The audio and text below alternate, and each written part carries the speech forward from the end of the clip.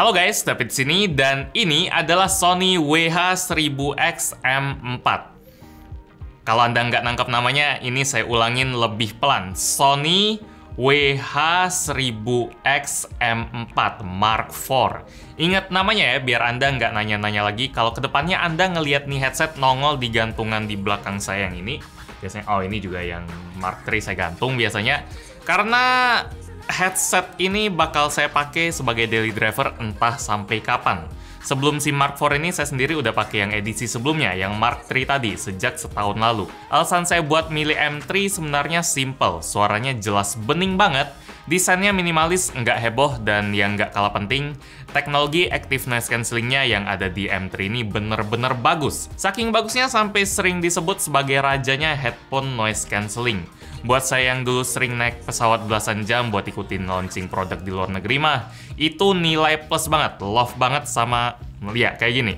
Love banget sama WH-1000X-M3 yang ada di sini. Makanya pas Sony ngeluarin WH-1000X-M4, saya nggak terlalu yakin apakah headset bisa ngasih feel yang lebih positif lagi. Nge-upgrade teknologi audio itu susah loh, nggak mungkin setahun 2 tahun bisa langsung kerasa beda banget. Apalagi upgrade dari barang yang dianggap terbaik. Tapi ternyata Sony bisa buktiin kalau saya salah. Setengah salah, setengah bener lah lebih tepatnya. Di bagian yang saya benernya, saya nggak ngerasain adanya upgrade dari sisi suara yang dihasilin WH-1000X-M4. Kedengeran sama-sama aja, sound stagingnya mantep, kerasa luas, high-end detailnya pas, lumayan crispy, mid-nya kerasa natural, dan bass-nya juga tebel, nendang. Pas banget buat telinga saya. Kalau misalnya ada bagian yang kekencangan atau kurang nampol, kita bisa custom EQ-nya di aplikasi Sony-nya langsung, yang nanti saya jelasin lebih detail. Dari desainnya juga, M4 kelihatan lumayan serupa kayak M3. Tetap kelihatan minimalis dan premium dengan tekstur doff. Plus ada list-list warna emas yang bikin dia kelihatan lebih mewah. Kalau pilihan warnanya ada dua, warna hitam sama abu-abu terang. Buat desain ear cups-nya ngepas banget juga di telinga. Paddingnya empuk, headband-nya juga kerasa lembut. Dipakai berjam-jam pun tetap enak. Kalau di pesawat dulu, saya sering sih ketiduran sambil pakai M3 dan pas saya bangun itu kerasanya biasa aja dan itu tanda yang bagus banget kalau headphone-nya nyaman. Pas banget. Oh iya, bagian sisi ear cups yang polosan gini juga bisa kita pakai buat ngontrol lagu juga ya. Mau next, previous, play, pause. Naik turunin volume bisa semua. Aktifin Google Assistant juga tentu aja bisa. Lanjut, masih ngomongin bagian yang serupa sama M3. Kualitas active noise cancelling dari M4 juga buat saya mirip kayak M3. Buat yang belum tahu active noise cancelling atau ANC itu apaan, intinya dia bisa bikin suara bising di sekitar kita jadi keredam banget. Mungkin bisa 80-90% kalau di 1000X-M4 ini. Biar lebih jelas, saya langsung kasih ilustrasi aja ya. Kalau kita lagi di cafe dan dengerin musik pakai headphone yang nggak ada ANC-nya, kira-kira gini yang didengerin oleh telinga kita. Ada suara-suara dikit gitu. Terus kalau kita pakai headphone yang ada ANC-nya kayak WH-1000X-M4, kira-kira kayak gini kedengerannya kalau kita aktifin ANC-nya. Yup, kayak gitu.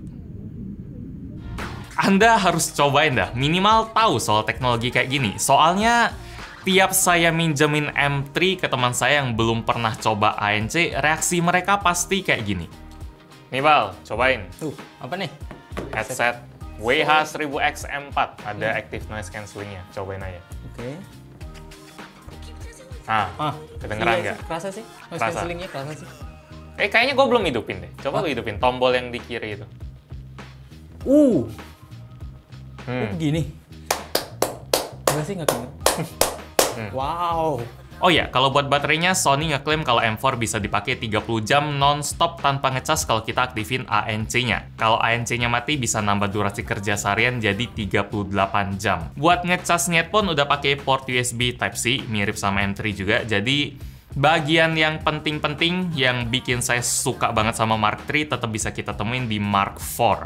Saya setengah bener lah soal asumsi saya kalau Mark IV bakal susah di-upgrade. Dan memang, Sony nggak ngutak-ngatik bagian yang udah bagus. Mending buktiin kalau saya salah itu di bagian lain aja, yaitu fiturnya. Fitur di Sony WH-1000X-M4 ini jauh lebih kaya daripada Mark III. Ibaratnya, pondasi kedua headphone ini udah sama-sama strong lah. Tapi Mark IV dikasih lebih banyak aksesoris, bumbu, topping, atau apapun lah yang bikin experience kita jadi lebih nikmat lagi. Contohnya yang bisa kita langsung intip itu ada di dalam ear cup sebelah kiri headphone ini. Ada satu kotak kecil, ini proximity sensor yang Mark III nggak punya. Proximity sensor itu gunanya buat ngebaca apakah ada sesuatu di depan dia atau nggak. Biasanya proximity sensor itu bisa kita temuin di HP, biar pas kita lagi teleponan, deketin layarnya ke telinga kita, layarnya bakal mati, jadi telinga nggak panas. Proximity sensor di Mark IV juga mirip. Fungsinya buat ngedeteksi apakah si headphone lagi kita pakein ke telinga atau enggak. Kalau lagi pakai, terus lepasin headsetnya buat ngobrol bentar gitu, suaranya bakal ke pause sendiri. Dan pas kita pakai headsetnya lagi, suaranya bakal lanjut. Oh ya, pas kita biarin headphone-nya lepas beberapa waktu, dia juga bisa mati sendiri, biar nggak buang-buang baterai. Fitur ginian nggak ada di Mark III. Mark IV juga nambahin fitur multi-device, yang bikin nih headphone bisa ke-connect langsung ke dua device. Kalau Mark III kemarin cuma satu aja. Jadi kalau misalnya kita lagi pakai headphone sambil kerja di laptop, terus ada telepon masuk ke HP, biasanya kan antara kita setel Bluetooth dari laptop itu pindah ke HP yang ke koneksi ini, atau lepasin headphone-nya sekalian biar bisa ngomong langsung ke teleponnya, pakai loudspeaker atau pakai apalah. Kalau di Mark IV ini enggak, kita tinggal pause aja apa yang di play di laptop, terus sumber suaranya bakal langsung switch otomatis ke HP. Ini cakep banget, bikin experience kita pakai headphone jadi lebih seamless lagi.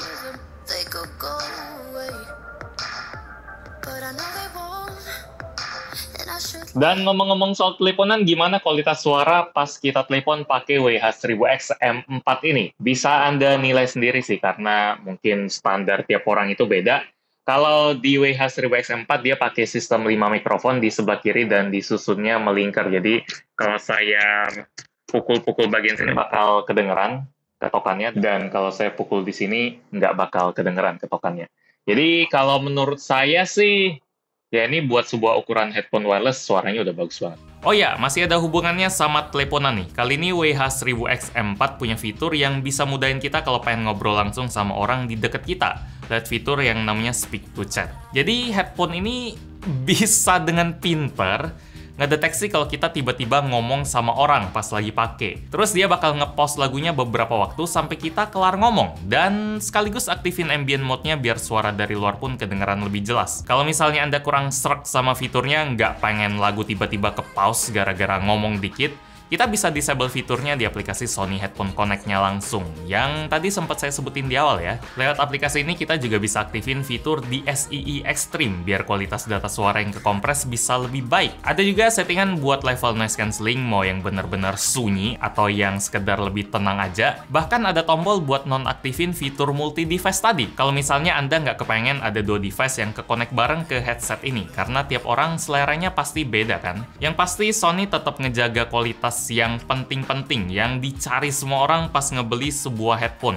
Suara yang bening banget nggak mungkin nggak ada orang yang pengen, build quality-nya yang kerasa solid dan premium, juga semuanya pasti pengen, baterai tahan lama nggak pernah rugi, dan kualitas active noise cancelling terbaik yang ada di pasaran. Kalau soal fitur, jelas kita welcome juga, tapi lebih welcome lagi kalau ada fitur buat hidup matiin, jadi kita bisa sesuaiin lah sama apa yang kita butuh. Sony WH-1000X M4 ini ibarat makanan yang dari dulu udah legend banget, yang udah sedep banget, terus yang jualan coba ngasih kita tambahan topping-topping lagi, yang kepisah. Kalau senang ya silakan dipakai, kalau enggak ya nggak usah disentuh, kan dasarnya memang udah bagus banget. Apakah headphone ini recommended? Kalau Anda punya budget 5 juta, ya ini recommended banget sih, soalnya saya memang udah pakai dari dulu, juga saya senang banget.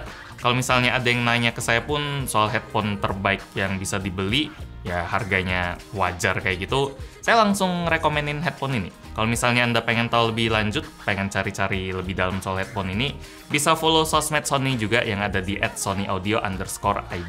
Demikian sedikit cerita saya soal headphone daily driver saya buat sekarang. Kalau kemarin yang Mark III, sekarang udah jadi Sony WH-1000X Mark IV.